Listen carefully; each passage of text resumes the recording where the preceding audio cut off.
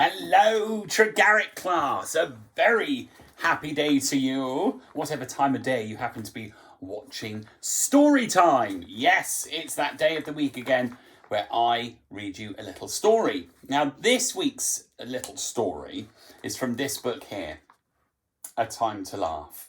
Now, this book's got a bit of history to it because my granny, you remember the one who lived to 103, she gave me this for, I think it was either Christmas or birthday, but she gave this to me because my granny always used to say that I had to read more, because I used to sit, when I was little, I used to go, oh, I don't want to read.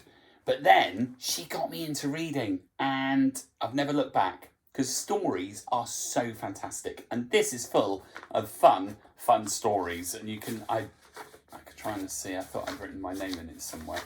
When I was little, I'd put, Math, Mr Davey's book. I didn't really write Mr Davey because I didn't think of myself as Mr Davey back then. Anyway, this little story is called Axe Soup.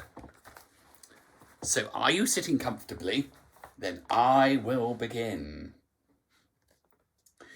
Once upon a time, a long time ago, there was a handsome young soldier. He had fought in the wars for many a long year, and he was now on his way home. He was feeling tired and hungry and was just about to lie down in the woods to rest his weary legs when he saw a wooden house in the distance. He dragged himself up to the door and knocked. There was no reply, so he knocked again. There was still no reply, so he turned the door handle and pushed open the door. It all looked so cosy and comfortable inside, and there was such a delicious smell of food that he felt tempted to just walk in and help himself. But just then, an old little woman appeared. "Good day to you," said the soldier. "Excuse me for arriving so unexpectedly. I did knock, but there was no answer. I'm so hungry, I could eat an ox. I haven't had any food for 2 days."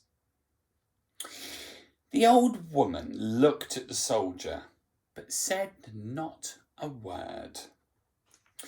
"Could you perhaps just offer me a little soup?" asked the soldier, "and then I'll be on my way again." After a very long pause, the woman said slowly, "I am very poor. I have no food in the house to offer you." The young soldier was not only handsome, he was clever too. He could smell the food, so he knew the old woman was not telling the truth. "Well, I'll tell you what," he said. "I could make you a really delicious soup out of just my old axe here." And he pointed to the rather rusty thing slung over his shoulder. "You just find me a saucepan and fill it with water, and I'll do the rest." The old woman went and bought him what he asked for. The soldier placed the saucepan on the fire, and then he just sat and waited. The old woman was also sat down and watched him with great curiosity. "Well, what is this soup going to taste like? Big pot of boiling water and just an axe. How are you going to eat that? I wonder if there's a little trick up the soldier's sleeve." After a while, the soldier carefully put his axe into the saucepan and sat down and waited again. A few minutes later, he put a spoon into the saucepan and tasted the soup. Not bad," he said, licking his lips, "but I think we need a little salt. I don't suppose you have some salt, do you, in the house somewhere?" The old woman jumped up with a surprising agility. That means she could move easily. And soon came back with a bowl of salt. "Here, soldier," she said. "Take as much as you need." The soldier sprinkled some into the saucepan, sat down again, and waited. Then after a few more minutes, he got up again and dipped his spoon into the water and tasted it.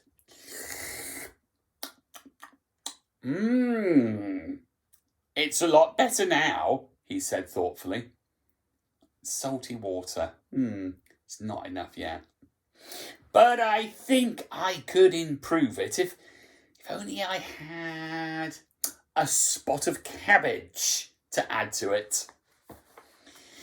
The old woman jumped up and almost ran out, soon to return with a nice, healthy-looking cabbage.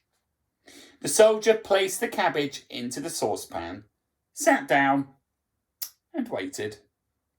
A few minutes later, he got his spoon, dipped it into the soup, and tasted it. Fine, he said, but a few potatoes would make it even tastier. Well, the old woman lost no time getting an armful of potatoes, which the soldier peeled, chopped, and threw into the saucepan. This went on until the soldier, by the same means, had also put butter and pepper into the soup. And then he tried it again.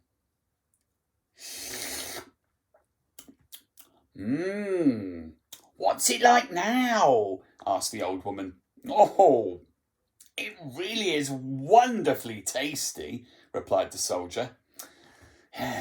It's a pity we don't have any meat to put in. That would really give it that extra bit of flavour. Well, the old woman ran to her larder and returned with a hunk of good red meat, which the soldier placed in the saucepan. And if you look, there is the soldier with the old lady preparing the soup.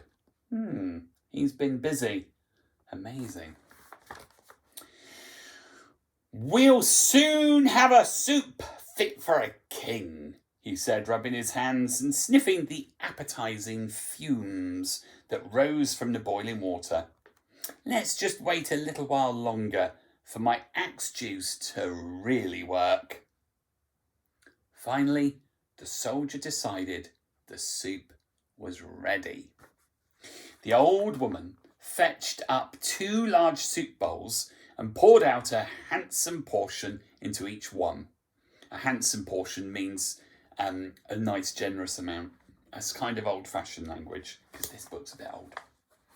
The old woman was so delighted with the taste that she brought out a loaf of bread and also a bottle of red wine. And they both really enjoyed themselves. Well, when do you think the axe will be ready for us to eat? The old woman suddenly inquired. Oh, well, I don't really think it's tender enough yet, replied the soldier thoughtfully. And as I'm in a hurry to get back home to my old mother, I think I'd better take it along with me, as we'll be needing it at home. The old woman gave him a shrewd look, but said nothing. Perhaps she understood what he had been up to. Who knows? Anyway, the soldier got up, thanked her heartily, and went on his way. Well, what a clever soldier he was! All because of his big rusty axe. He got that woman to share all the food that she did have in her house, even though at the beginning she said she didn't have anything. Unbelievable.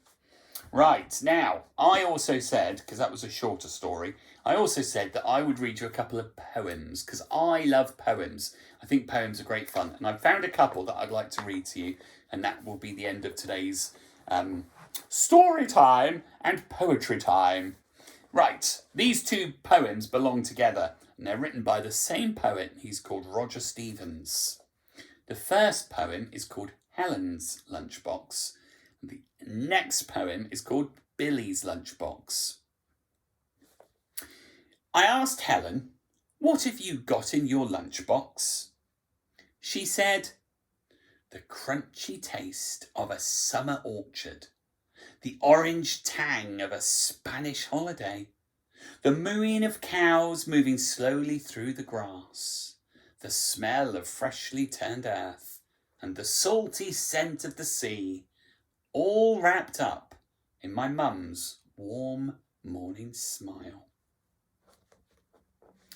I asked Billy, "What have you got in your lunchbox?" Billy said, "An apple, an orange, a squashy banana, a toffee yoghurt, Squeaky Mouse crisps, dragon sausages, a leaky pen, a snail sandwich, an elephant burger, a dinosaur pie, and a giant pumpkin. Would you like a slice?" Right. I like those because two very different lunchboxes. One that was very descriptive and it wasn't even proper food. The mooing of a grass, the mooing of a cow going through the grass, it's not proper food. I like the sound of Billy's lunchbox. If you can imagine being able to eat, let me go back to that page. Imagine being able to eat a dinosaur pie. Brilliant. Right then, this is called Hamster, Hamster by Joseph Coelho. We've got a hamster in our class, the colour of toffee. Oh, it's so sweet, it's so cute, with chubby cheeks for storing nuts and fruit. It sucks on a water bottle strapped to its cage like a baby. Oh, it's so cute.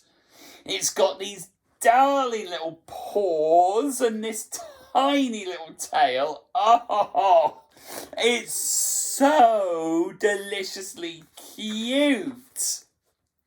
I put my finger up to the cage and it sniffed it with this adorable chocolate chip nose. And it bit me. We have a hamster in our class, the colour of a bog. It's so mean, so horrible, with fat cheeks for storing pupils' fingers.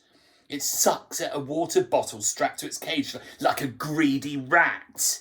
Ugh, it's so disgusting. It's got these vicious little claws and a long scaly tail. Ugh, it's so perfectly horrid.